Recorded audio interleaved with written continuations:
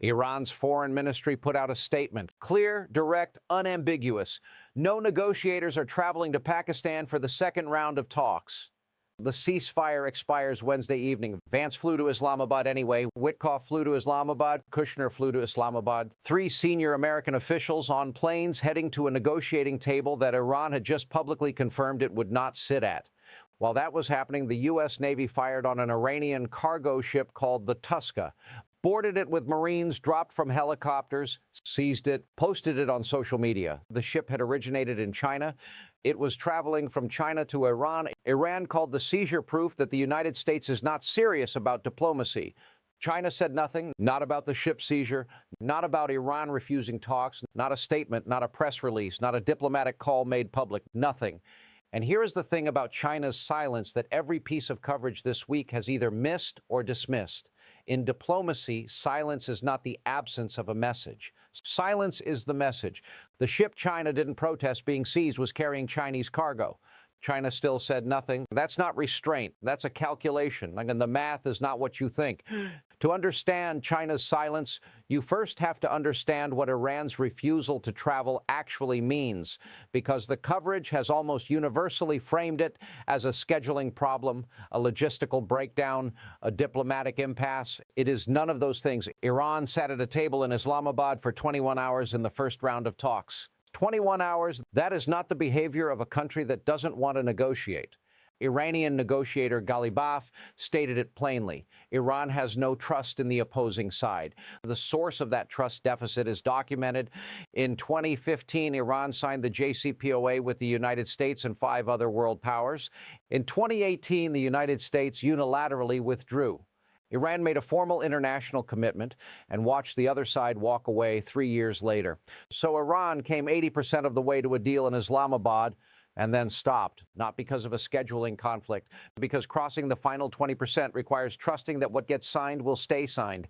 China knows this history, and China's response to that trust deficit, its silence, is either irrelevant or it is the most important factor in this entire crisis.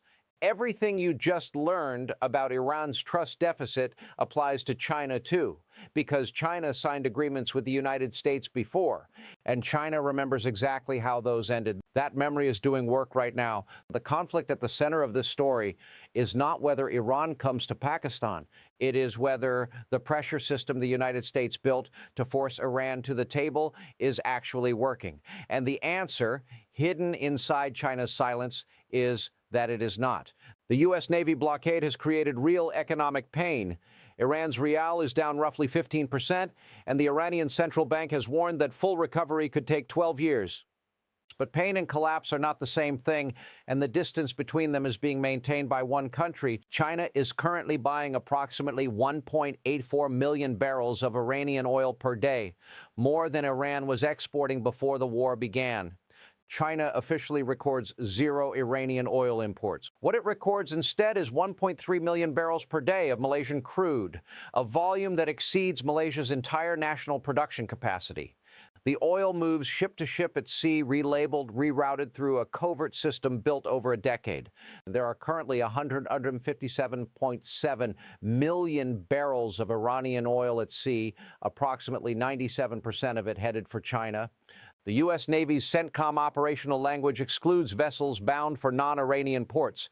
Chinese tankers are structurally outside the blockade's scope, and the United States cannot close that loophole, not with a Trump-Xi summit scheduled for May 14th. Intercepting Chinese state vessels would not be a sanctions enforcement action. It would be the opening of a U.S.-China crisis. Now, here's the unexpected complication. A Chinese commercial company called Earth Eye Co.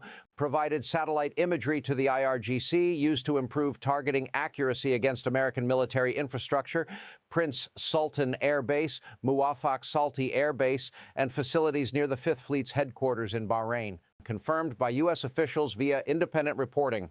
China sold the product commercially. The IRGC used it militarily. China said nothing about that either. The ceasefire expires Wednesday evening. Iran has not sent a delegation. China has not made a call. There are now fewer than 48 hours before the answer stops being diplomatic and starts being military. Here is the false resolution most analysis has accepted. China is staying silent because it wants to avoid being dragged into the conflict. That reading is partially correct and completely wrong in its conclusion. China is not silent despite having interests in this crisis.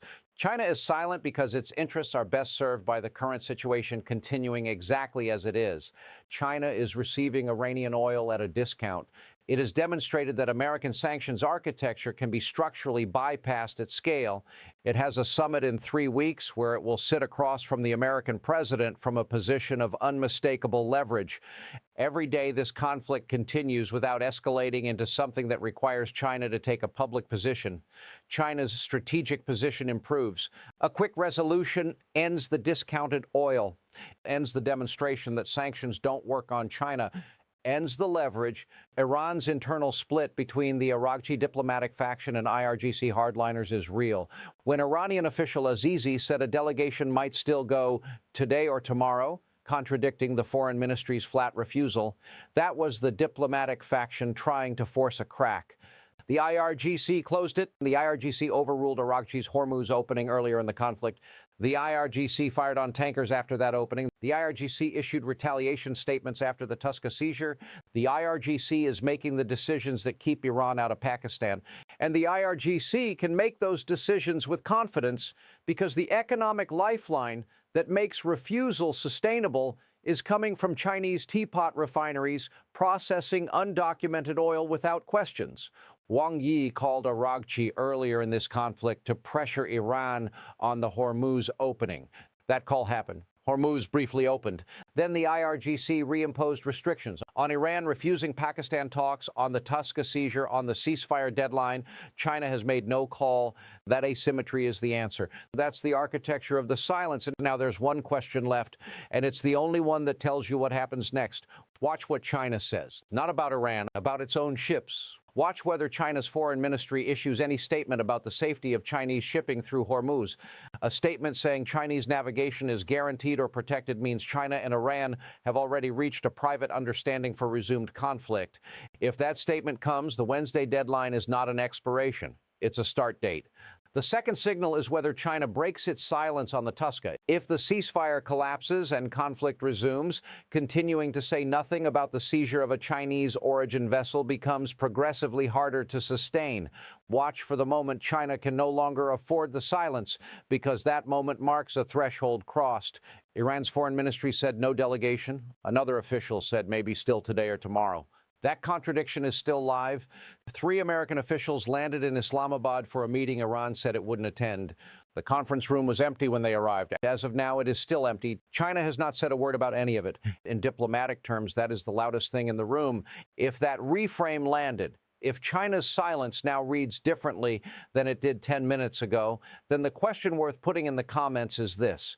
Do you think China's strategy here is rational self-interest? Or does it make a larger war more likely by removing the pressure that might force a deal? Subscribe if you want to follow this as it develops. The next signal will appear in a foreign ministry readout, probably 3 sentences long, and it will look like nothing. It won't be nothing. The next video covers how China built the Dark Fleet oil system in operational detail. One line to carry with you. China didn't build that system during this war. China built it so that during a war like this one, it would already exist.